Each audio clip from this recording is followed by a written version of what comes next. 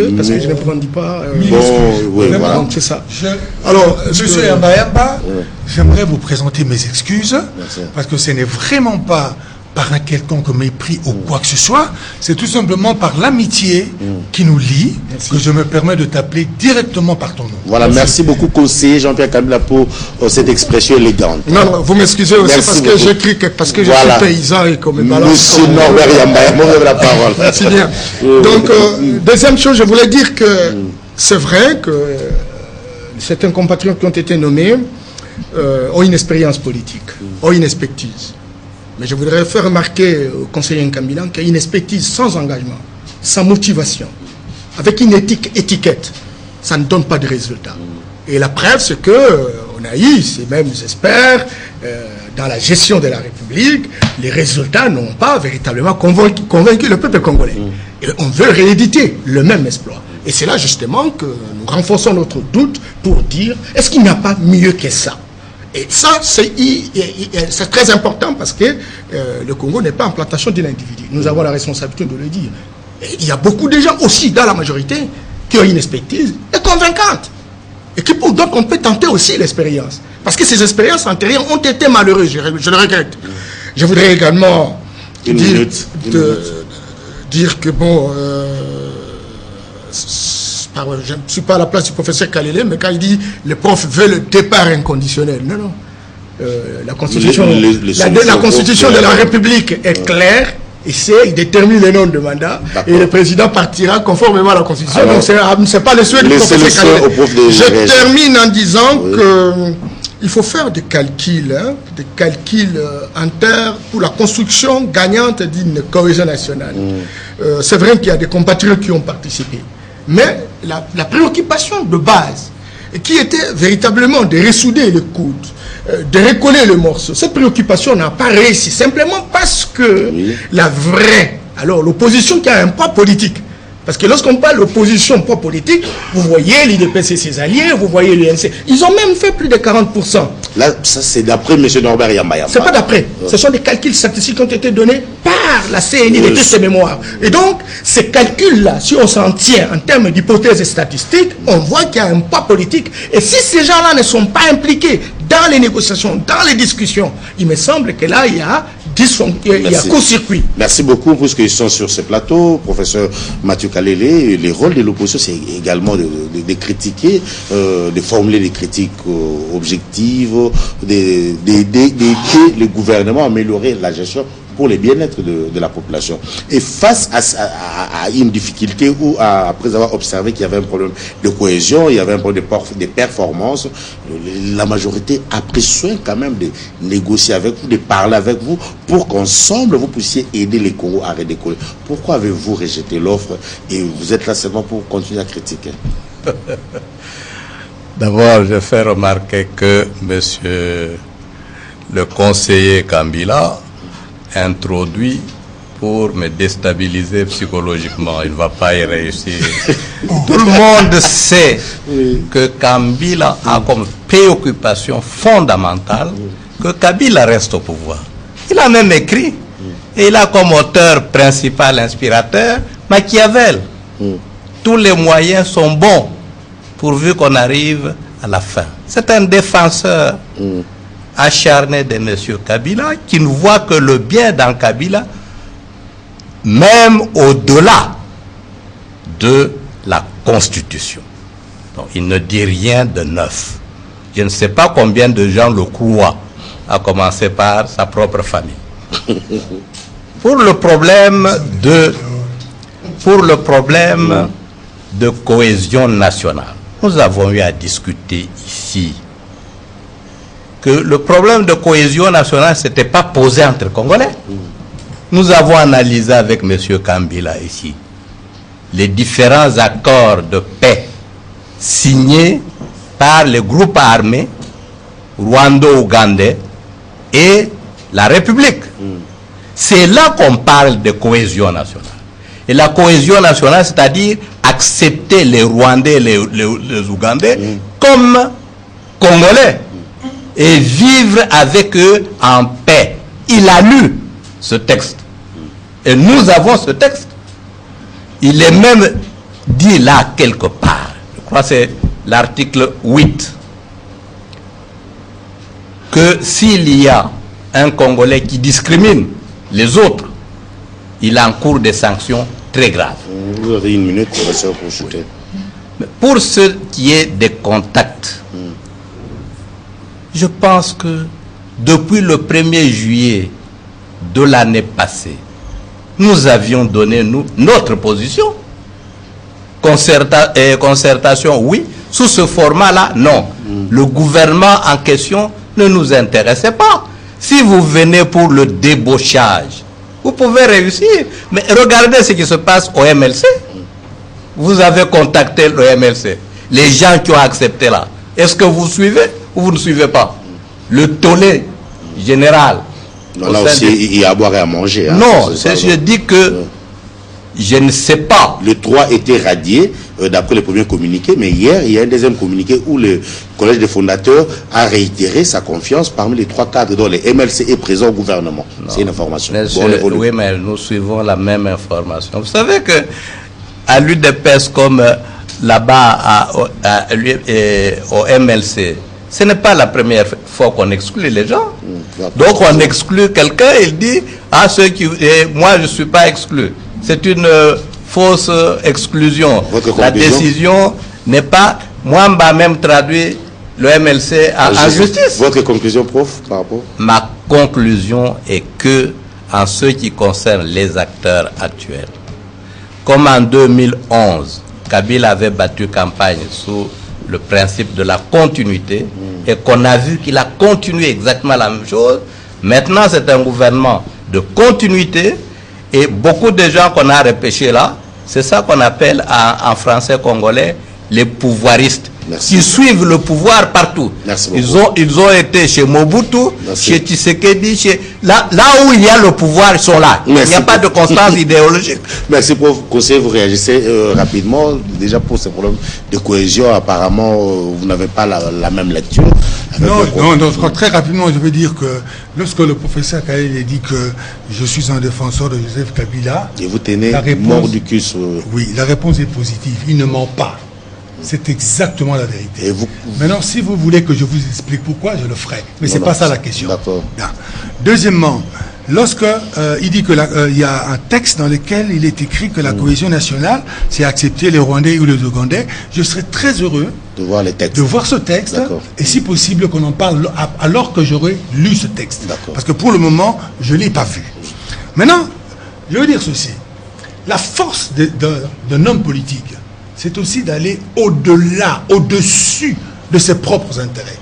Si l'intérêt de ce pays, aujourd'hui, est que nous ferions mieux de nous mettre ensemble, que certaines personnes, la présence de certaines personnes dans le gouvernement est susceptible de renforcer ce gouvernement, de lui donner plus de force, de lui donner plus d'acceptation dans le peuple, eh ben c'est bien de le faire. Et c'est ce que vous avez fait. Et c'est ce qui a été fait. Merci. Voilà pourquoi c'est très bien. Voilà pourquoi je suis convaincu que le langage qu'il faut dire aujourd'hui au Congolais, c'est que la division ne vous amènera nulle part. C'est l'union qui va faire la force. Merci. Et si nous sommes unis et déterminés d'aller de l'avant, nous irons de l'avant. Et nous n'irons pas de l'avant s'il y a des personnes qui tirent derrière, qui nous tirent derrière, qui nous empêchent d'avancer. Tout simplement pour leur intérêt personnel. Merci, conseiller. Parce qu'ils ne trouvent pas leur compte. Merci. C'est pas bien. Merci, conseiller Kambila. Mesdames et messieurs. C'est immoral. Merci, conseiller Jean-Pierre Kambila. Sans plus tarder, je passe la parole à Barbobette. Rapidement, vous avez 15 minutes pour vous entretenir avec nos invités en Lingala.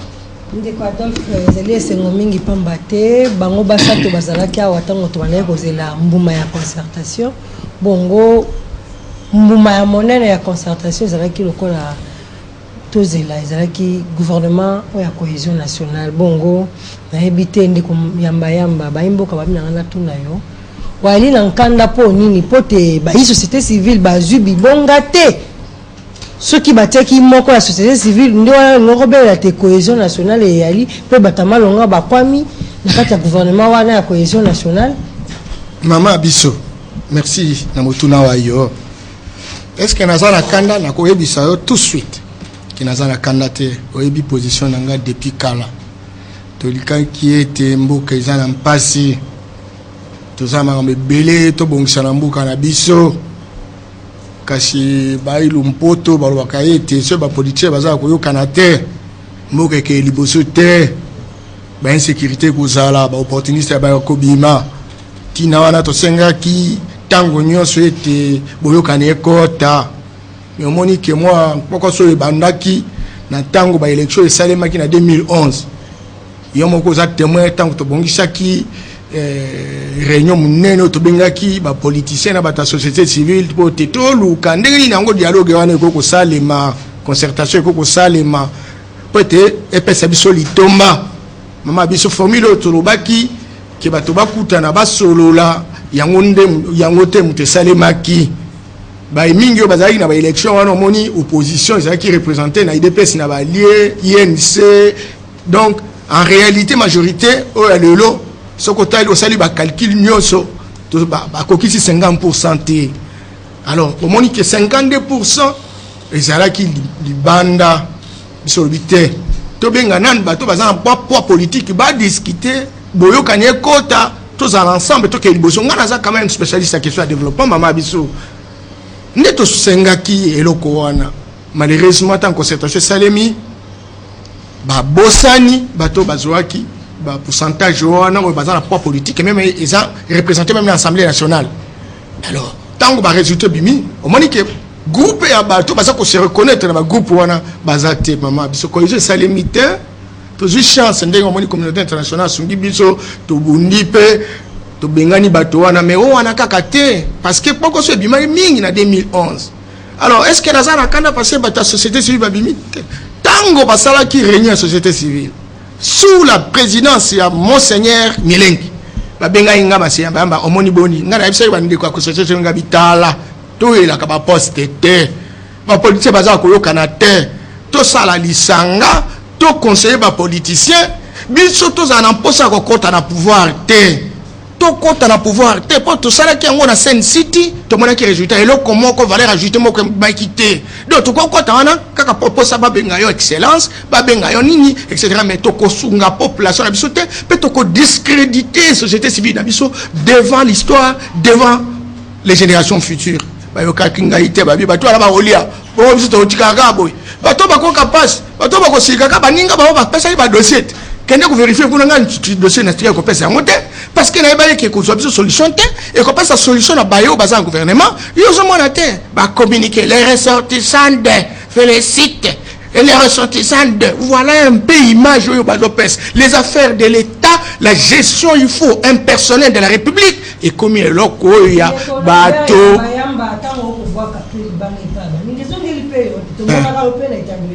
les ressortissants de oyala kapela likambo ko songolo pakanga na bato basala kabe bon kasi motuna ngé on est mutuel likambote wana maman on est mutuel yo etumano ya rapport ya botomboli te développement bongo yebisanga na ino société civile ya Congo lelo eloko ni boko mona ya mabe na mbula matari ya matata de oyebimi mama biso j'allais na moi beaucoup se penza na ngai ko kutuna biso ke mabeni na woto ko mona lelo oyo eza majorité babimi sur gouvernement bon ils sont sûrs que ba gagner l'élection bango di baso ko continuer ce qui ba moni ya solo ke baza besoin de souffle nouveau ba bakisi ba tonso na groupe na bango parce que ça que soit projet société et ça que soit programme à majorité bande comme ce soit to bengi opposition républicaine ils sont opposition républicaine ba ko se mouler kaka na majorité wana baza opposition républicaine voilà et lobby ote bango ba mibengi opposition républicaine les cambote to ko discuter kuna te po esa question ya bomoto ya moto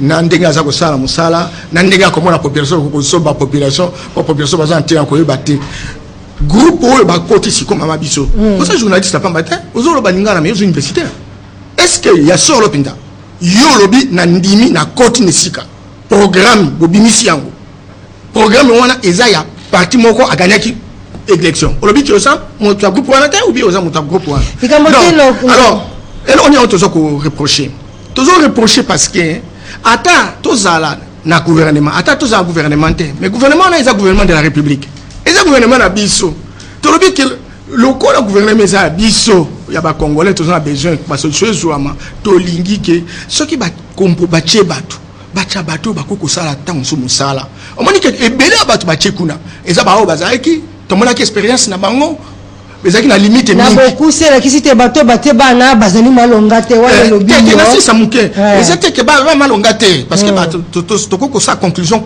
ya bato nyo sauté na lobi ebele bala ki sa ba limite na bango baza modèle la gestion être ministre et c'est kola qui ça que on a les attributs du pouvoir etc. mais tout ça a besoin au niveau tout ça c'est qu'on a troisième année ya majorité banga ba luka moko na moko parmi bango même Koluka à travers le monde ba congolais ba on ba ko sunga bango da temps en temps pas ba ça ba solution yango ezawana te ba zuzu ka ba chef à parti oyebi ba chef à parti mosa bango ni ba zo mbongo po ba luka ba élection et puis ba Koluka mbongo po ba si ba zo élection ba ça besoin ba ça mosa la penza solo et ko ça les matin wana makanisi ya Norbert Yamba lobi ba poni bato baye pote baye bandeni ya kolenge na maponi wana ngai te lobi ndeko Mathieu Kalele mona kisi ya te lo alikolo moto maele mpo nini bino na ngambo na bino ya opposition radicale tikana lo bataboye pour opposition républicaine pezali bolobi tezali likambo ya sikate boko bengo le côté ali français non événement pour na bino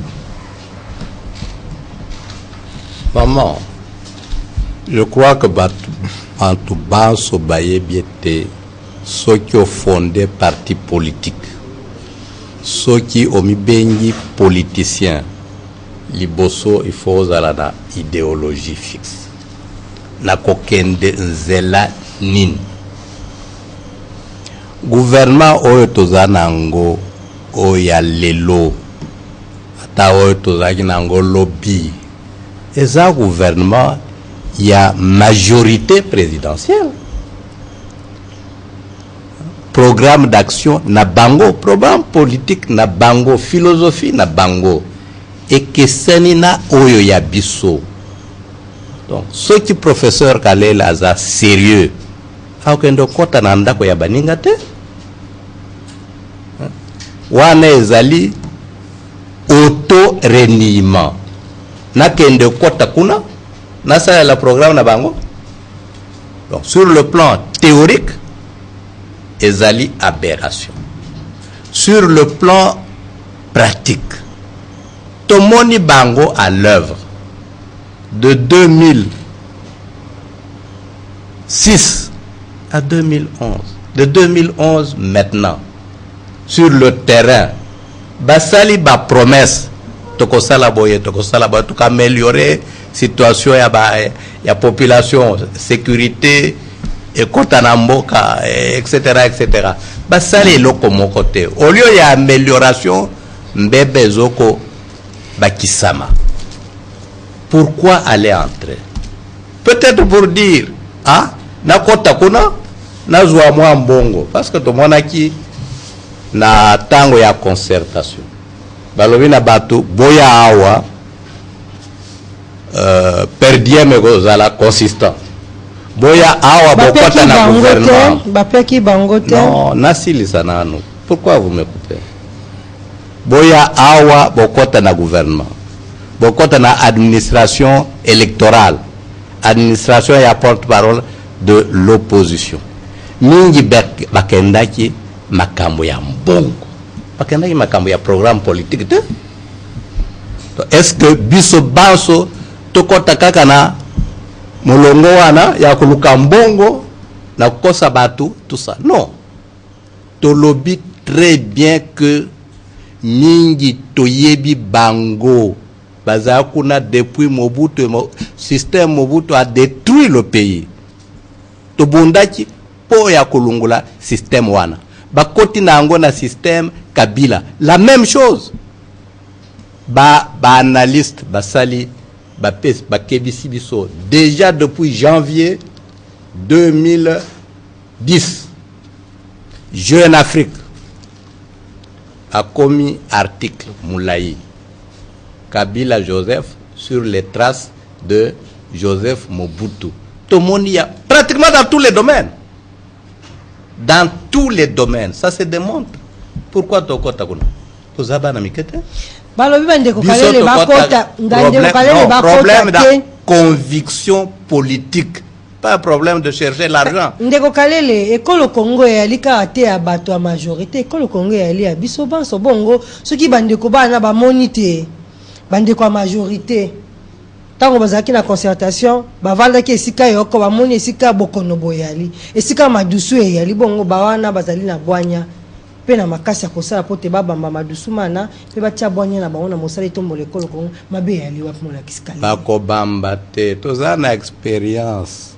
Natanga bakombo ya oyo bakufa na yu depes toyoka ik masolo wana babirindwa tokende kubongisa à l'intérieur bakibasa à l'intérieur badikonda à l'intérieur nini basala kikuna lelo ezali lobi tende ko kalele non mais l'histoire ezali nini pourquoi il y a département d'histoire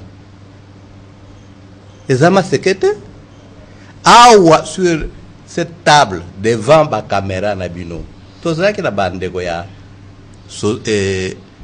quoi opposition républicaine ce qui to sali bango ba observation non opposition za statute yoko globa natika libérer na opposition il faut à un moment donné on y a paix les no ba ko na gouvernement oyebi bango na kopesa kombo na bango donc ba oyo bazoko kota pour avoir de l'argent tozana philosophie moko na bango te bakende mais paramètre nyons et la kisi est que gouvernement oyo lokola oyo yaki avant et qu'on redresser pays te tout à fait le contraire. Tout à fait le contraire. Bazongi ici, oye baloba na Kikongo, et pas na binote, kwenda vutuka. Papa nani? Papa imboka. Kwenda vutuka. Balongoli yo, ok. Botondi mingi ndeko kalele ya la même chose. Ba imboka ba ko landa yo, kasi to ebite. Tomboli ekolo Congo, ezali pona ba imboka banso. Moto amemi Congo amemi pau to benda mabele to longola matiti pote to eba kotonga ndako penza ndako elenda likolo ya mabele malamu pe likolo ya mabanga kitoko ndeko Jean Pierre Kambila ya solo esali mwa mikolo mingi penza to yambi ote kasi lelo ezali esengo